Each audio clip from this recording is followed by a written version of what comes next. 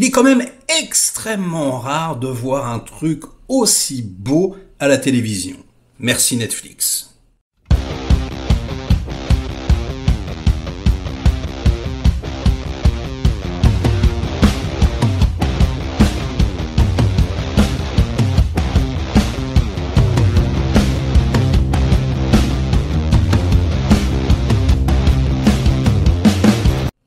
Salut les cinéphages, c'est Merej, et aujourd'hui, événement, et pas qu'un peu j'ai envie de vous dire, puisque la nouvelle série de Nicolas Winding Refn vient d'arriver sur Netflix. Merci Netflix, ça s'appelle Copenhagen Cowboy, le cowboy de Copenhague.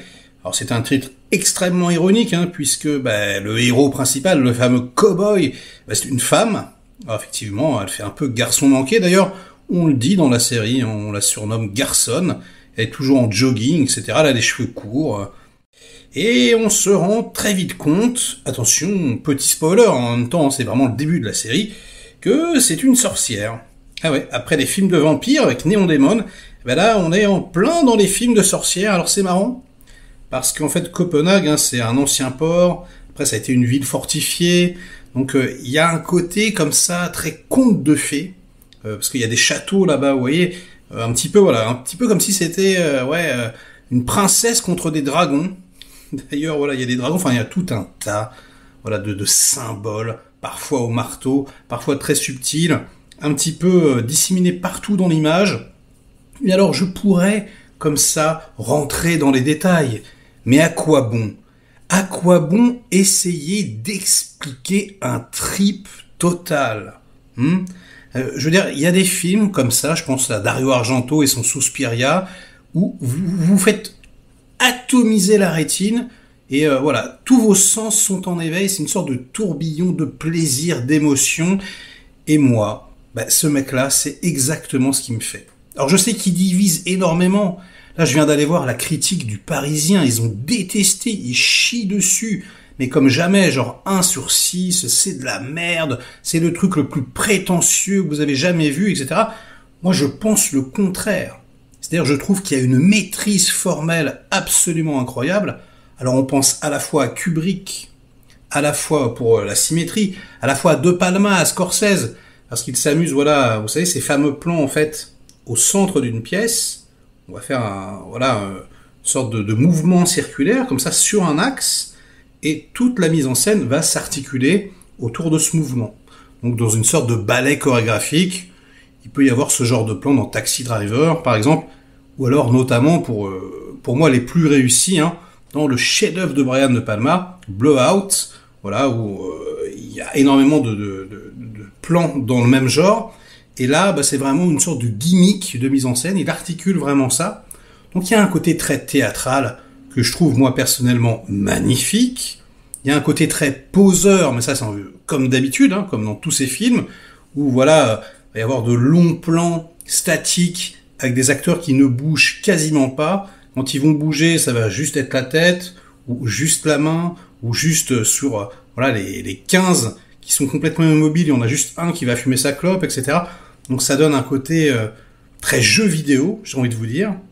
Et en fait, ça m'a frappé ici.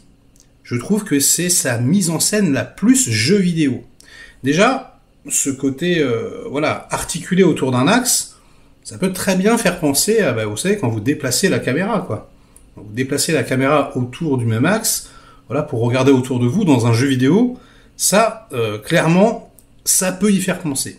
Mais on va plus se concentrer sur les jeux vidéo façon années 80-90, avec les fameux scrolling. Vous voyez, c'est en fait différents plans. Pour donner l'illusion du mouvement, on va faire, une première ligne avec des arbres, une deuxième ligne avec des arbres plus gros, puis une troisième ligne avec une voiture. Et hop, en animant tout ça à différentes vitesses, on va avoir l'impression comme ça que les arbres défilent et qu'on voit de plus en plus loin, etc. C'était une technique pour créer de l'animation, comme dans Shadow of the Beast, par exemple. Je vous montre quelques images. Et ça donnait vraiment un effet saisissant à l'époque. Là, au niveau de la photographie, c'est vraiment ce qui se passe. Donc on a toute une partie du décor, par exemple, qui va être complètement rose, toute une partie du décor qui va être complètement bleue, avec des petites touches de mauve, hein, parfois de rouge, etc. Et c'est vraiment, voilà, comme si on avait des scrollings successifs, des couches successives. Alors, c'est un chef-op que j'avais repéré pour le dernier film en date de Jérémy Saunier, Hold the Dark. Il s'appelle Magnus Nordenhof Jonck et il livre ici un travail absolument sidérant, stupéfiant, hypnotisant, qui va très clairement rappeler David Lynch. Je pense que c'est ce qu'on va lire le plus, hein. Et c'est vrai. C'est vrai que ça fait penser à, vous savez, la fameuse chambre rouge, comme ça. C'est extrêmement tranché. Mais je pense que si ça fait penser à Lynch, c'est également à cause de l'univers musical. Donc on retrouve son compositeur attitré, le compositeur de Drive, qui est excellent, hein, Cliff Martinez, même s'il n'est pas tout seul, puisque là il est accompagné de 2-3 autres compositeurs, et on est en plein dans de l'électro-rétro, vous savez, clavier en mode jeu vidéo, encore une fois, 80-90, j'adore, mais vraiment, bon, on est habitué, hein, mais là c'est un festival avec une musique donc qui très clairement parfois va faire penser au compositeur de Lynch également, et puis voilà, qui va avoir des petites sonorités quelque part science-fictionnesques, je vais le dire comme ça, la Blade Runner comme ça, et elle est parfois extrêmement présente, extrêmement forte comme ça, elle va vraiment surprendre le spectateur, elle va intervenir à des moments opportuns, mais j'ai envie de dire qu'on ne voit pas arriver. Et franchement, elle est de toute beauté, c'est absolument magnifique, c'est incroyable et ça confère au show une ambiance absolument incroyable.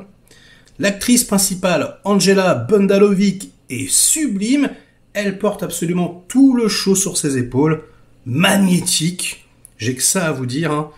Et on va dire que le travail colossal entre la photographie, la musique, les acteurs, donc le réalisateur, évidemment, Refn, hein, qui a un melon comme ça, et du coup, qui est sûrement détesté aussi parce qu'il se la raconte à mort. Mais moi, j'adore.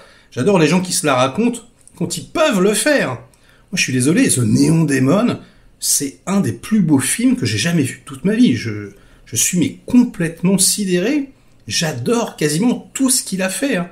De Valhalla Rising, la trilogie Pusher. Enfin, je suis, à chaque fois, complètement sous le charme. C'est comme si le mec parlait à mon cerveau. C'est comme si c'était moi, quelque part, qui avait réalisé ce truc, quoi. Comme si c'était une extension de mes propres goûts, de mes propres influences. C'est très très bizarre.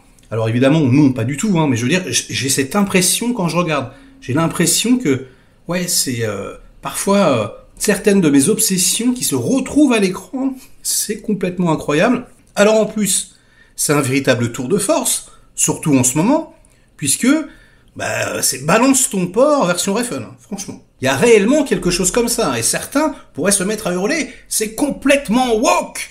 Et ils auraient un petit peu raison, sauf que c'est fait avec tellement de subtilité ici, les petits cocos. Là, on n'est pas en train de dire, comme dans Promising Young Woman, tous les hommes sont des porcs. Même s'il y a des cochons également là-dedans, hein, des porcs filmés en gros plan. Non, on est en train de te dire que les hommes et les femmes vivent en enfer, que c'est l'enfer, vraiment. Et que la nature de l'homme, profondément, c'est d'être mauvais. Hein, quand je dis l'homme et la femme, quoi. Donc c'est comme si on était un peu au purgatoire et qu'on s'intéressait précisément à une âme pieuse. On ne sait pas trop ce que c'est. Est-ce que c'est un fantôme? Est-ce que c'est une sorcière? Est-ce que c'est juste des croyances comme ça? C'est censé être un porte-bonheur ou un porte-malheur? On ne sait plus trop, hein. Bon. Et là, je vais spoiler un tout petit truc, c'est pas important, mais voilà, si vous ne voulez rien savoir, fuyez, pauvre fou. Mais encore une fois, hein, pour cette connexion avec les jeux vidéo, il y a un caméo particulier, et pas des moindres, puisqu'il fait intervenir Hideo Kojima. C'est, alors en plus, c'est excellent sa scène, je veux dire, ça annonce la saison 2, donc ça aussi, ça peut être un peu frustrant, parce qu'il y a des pistes lancées qui n'aboutissent pas pour l'instant, et donc on est vraiment dans une mise en scène rétro, pixel art, quoi, absolument sublime, magistrale, démente, c'est incroyable. J'ai adoré, j'ai été transporté, j'ai aimé absolument toutes les propositions scénaristiques, toutes les propositions visuelles, tous les personnages qu'on rencontre, de la maquerelle au serial killer, enfin, N'en jetez plus, c'est absolument incroyable. Si vous êtes fan, vous allez vous régaler. Ça va être genre un orgasme qui ne s'arrête jamais, quoi.